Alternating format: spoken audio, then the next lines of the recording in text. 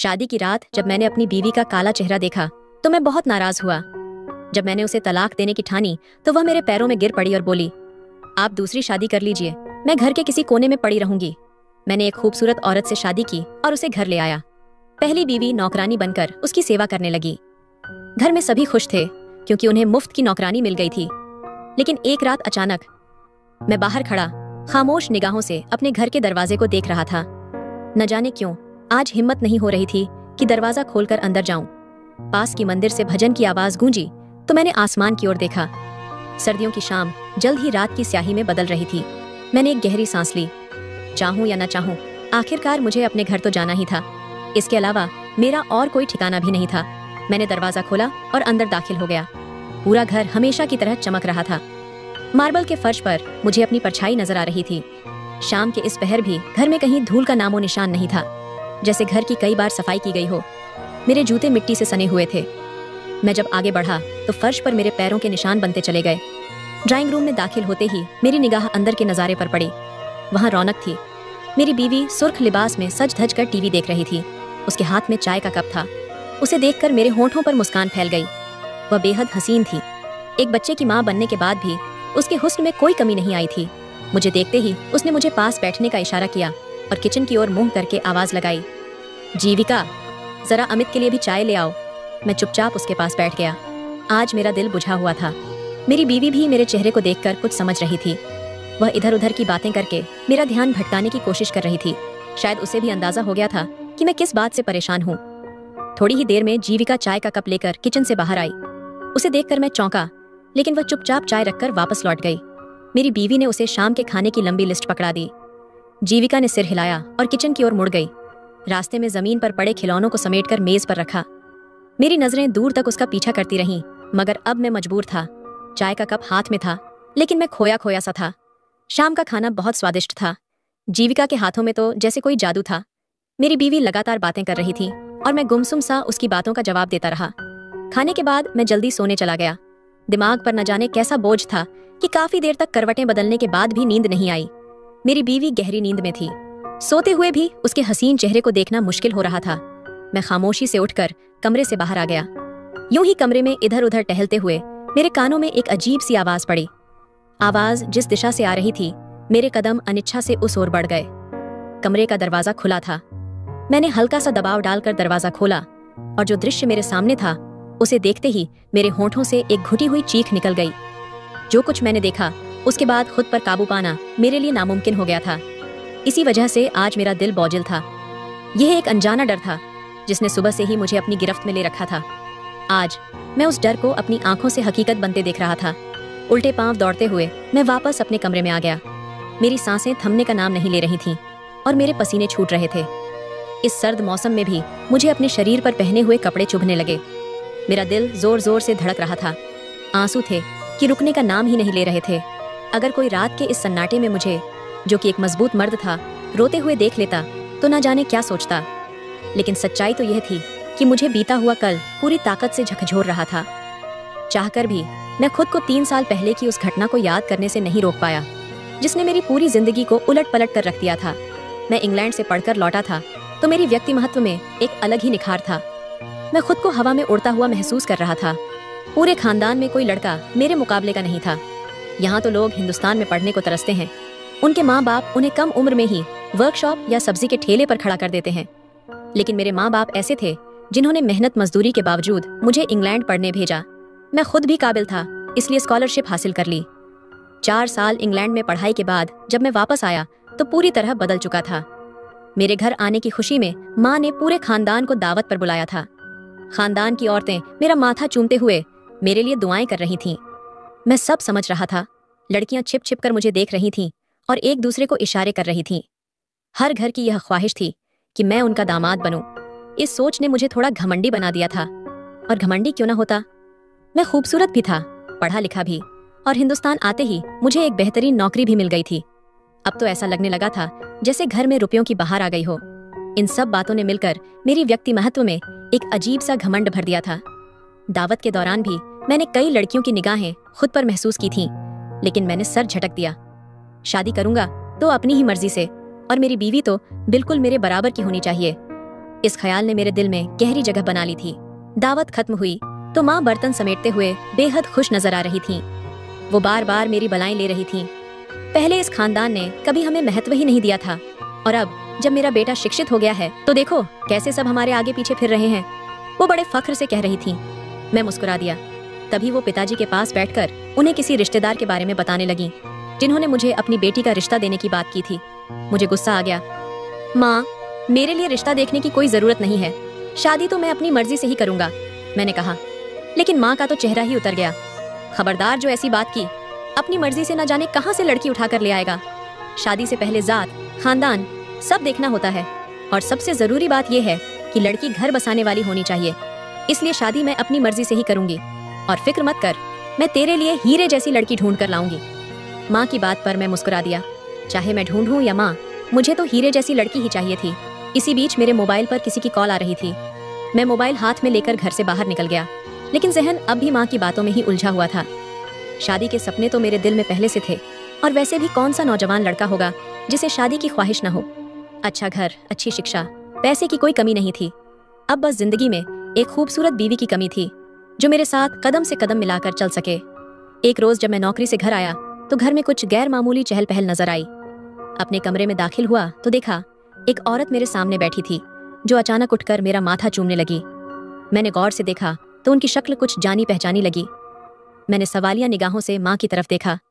माँ मुस्कुराई। ये तुम्हारी बुआ है, जो दूसरे शहर में रहती हैं। तुम्हारे इंग्लैंड से आने की खबर मिली तो तुमसे मिलने के लिए आई हैं। माँ की बात पर मैंने समझने के अंदाज में सिर हिला दिया। बुआ मुझसे बहुत मोहब्बत से पेश आ रही थीं। उनके साथ उनके पति भी थे, वो भी अच्छे इंसान लगे। हाँ, उनके हुलिये से लग रहा था कि वो लोग ज्यादा संपन्न नहीं हैं। कपड़े सादे मगर साफ सुथरे और अच्छे से इस्त्री किए हुए थे। पिताजी उनसे बहुत मोहब्बत से पेश आ रहे थे, और माँ भी बार बार खाने पीने की चीजें उनके सामने रख रही थीं। मुझे यह सब थोड़ा अजीब जरूर लगा, क्योंकि माँ ने कभी अपने ससुराल वालों की इतनी खातिरदारी नहीं की थी। लेकिन मैं कंधे उचकाकर अपने कमरे में चला गया।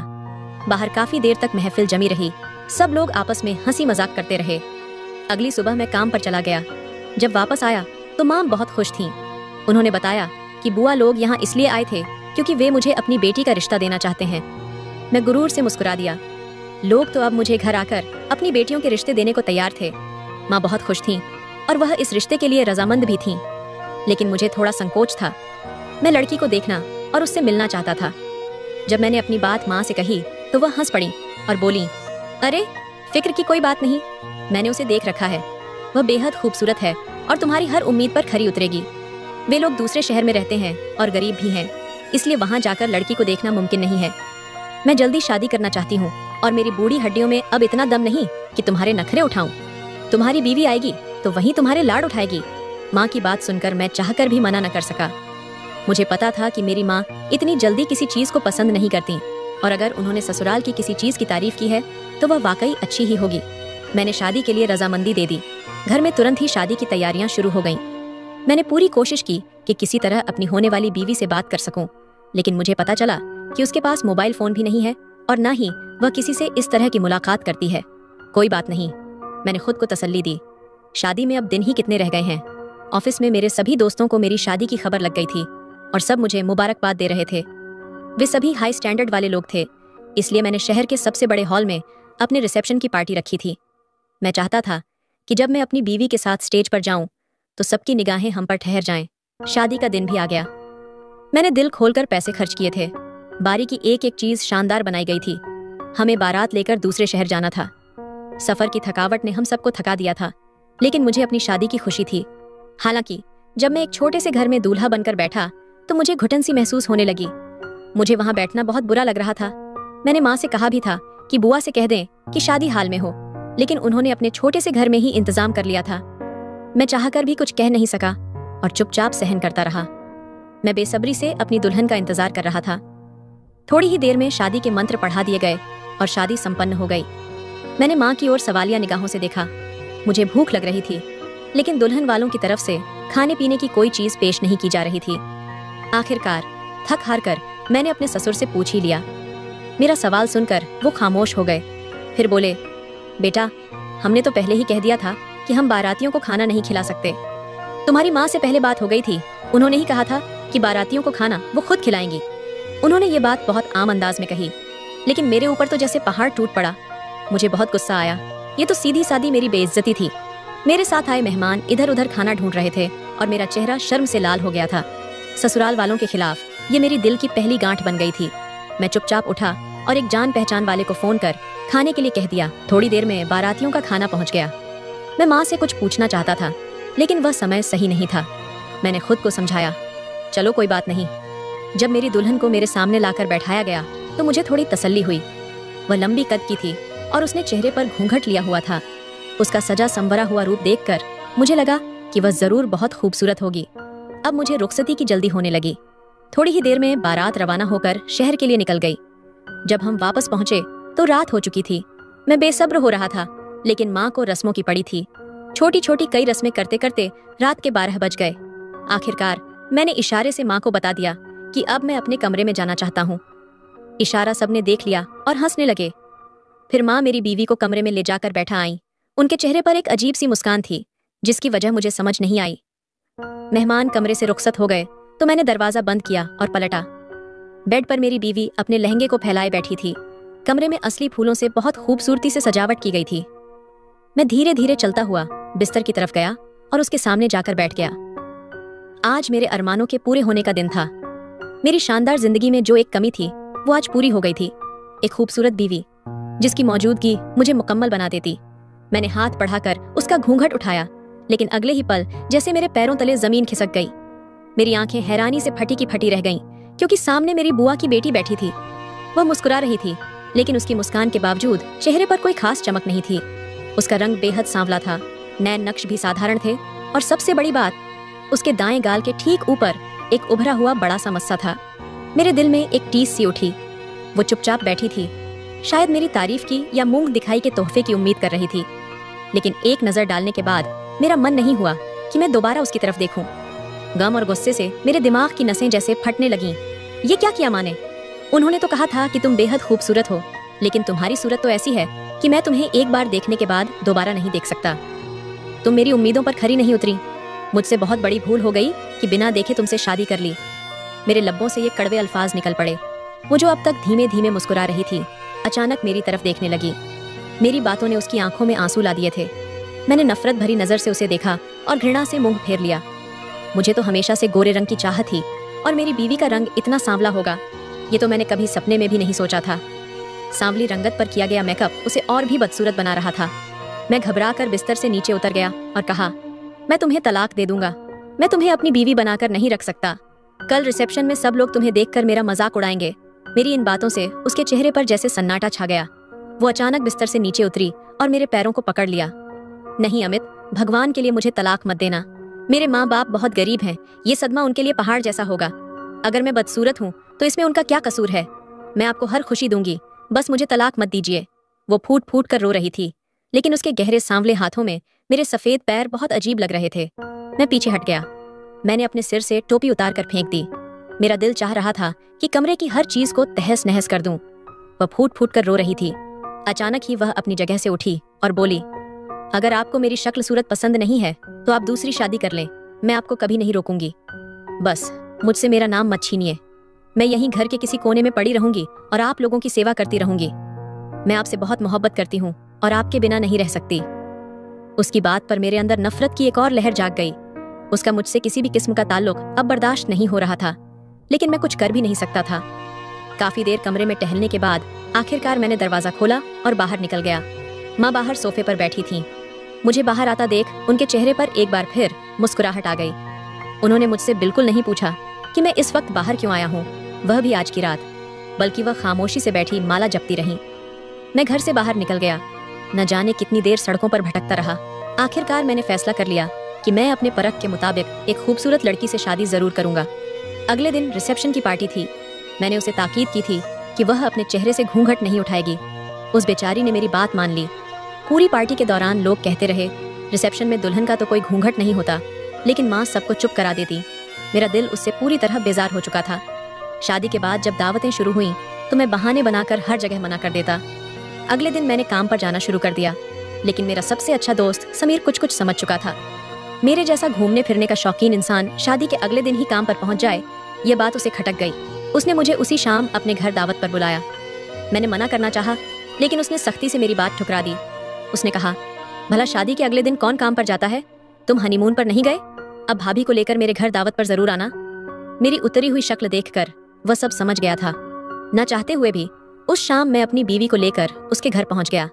मेरे दो दोस्तों ने जब मुझे उस मामूली शक्ल सूरत वाली लड़की के साथ आते देखा तो वे समझ गए कि मेरा चेहरा उदास क्यों था। उसने घर में तरह तरह के पकवान बनाए थे। उसके घर वाले मुझे घर का ही एक सदस्य समझते थे, जबकि उनसे यह मेरी पहली मुलाकात थी। समीर ने खाने पर बैठने का कहा, लेकिन मैं थोड़ी देर के लिए ठिठक गया। उसकी छोटी बहन खाने की मेज सजा रही थी। उसे देखकर मैं अपनी नजरें हटाना भूल गया। वह इतनी हसीन थी जैसे सीधे स्वर्ग के बाग से इस दुनिया में आई हो। लंबे घुंघराले बाल, नाजुक चेहरा और गोरी रंगत मेरे दिल दिमाग पर छा गई। मैं बिल्कुल वैसी ही लड़की को अपनी पत्नी बनाना चाहता था। जब मेरी नजरों की दिशा का उसे एहसास हुआ तो उसने मुझे देखा और उसके चेहरे पर शर्म की लाली फैल गई। मेरा दिल बेकाबू हो गया।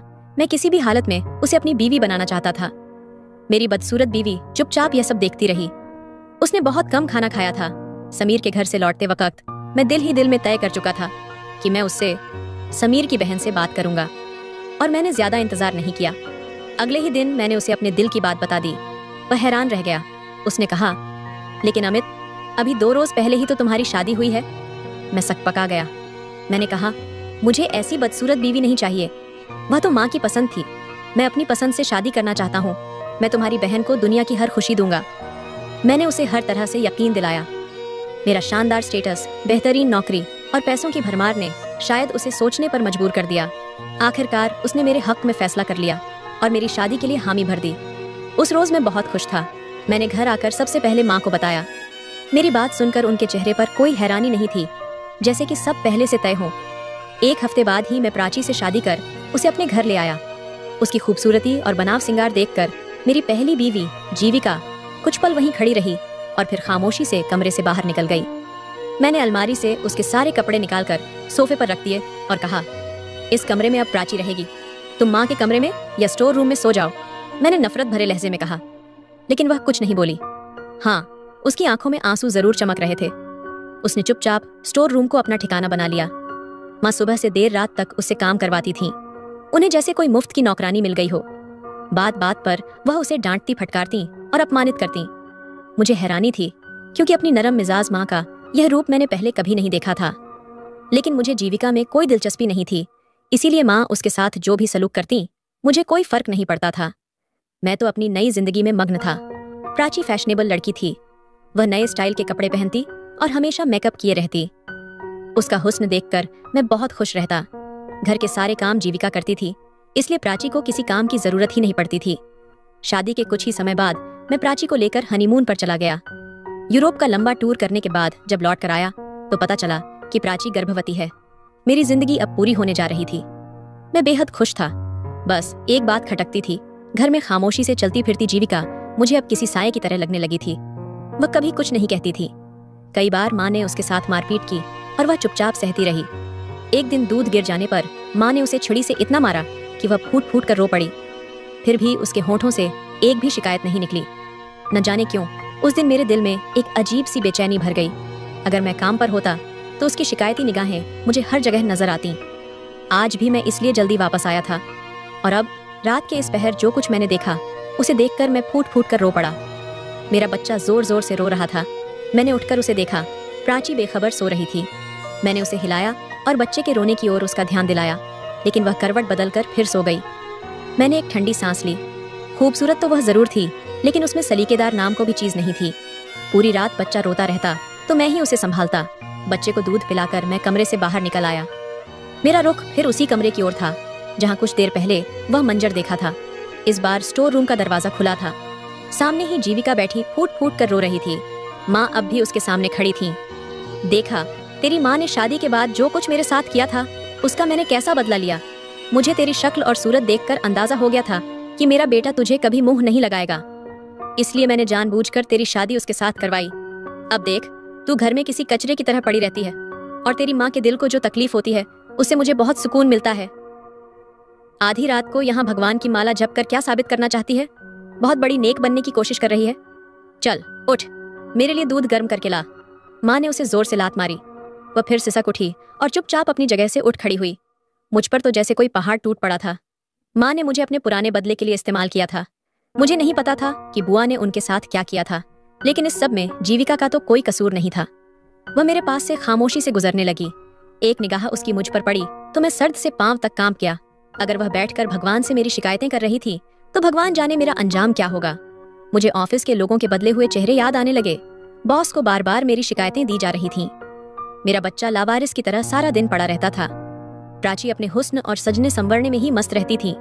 जीविका मेरे पास से निकलना चाह रही थी, लेकिन मैंने उसका हाथ थाम लिया। रात के इस समय आप मेरी पत्नी के साथ इस तरह का व्यवहार नहीं कर सकती हैं माँ। जो कुछ मैंने आज सुना है उसके बाद मैं यह पाप अपने सिर नहीं लेना चाहता। आज से जीविका को मैं अपनी पत्नी का दर्जा दूंगा। वह अब स्टोर रूम में नहीं बल्कि दूसरे कमरे में रहेगी। इन दोनों पत्नियों के साथ इंसाफ करना अब मेरी जिम्मेदारी है और आज के बाद आप मेरी पत्नी को कुछ नहीं कहेंगी। मैंने हाथ उठाकर माँ से कहा, जिनके चेहरे का रंग उड़ चुका था, लेकिन न जाने क्यों मेरे दिल में एक अजीब सा सुकून उतरता हुआ महसूस हो रहा था। जीविका की आंसू भरी आंखों में भी एक अनोखी खुशी झलक रही थी। उसके चेहरे पर मुस्कान थी। मैंने गौर से उसका चेहरा देखा। दुपट्टा थोड़ा सा ढलका हुआ था और उसके चेहरे पर मासूमियत बिखरी हुई थी। वह हसीन नहीं थी लेकिन बदसूरत भी नहीं थी। मैंने धीरे से उसका हाथ थामा और उसे अपने कमरे की ओर ले गया। सुबह होते ही मैंने ऐलान कर दिया कि मैं अपनी दोनों पत्नियों को बराबरी का हक दूंगा।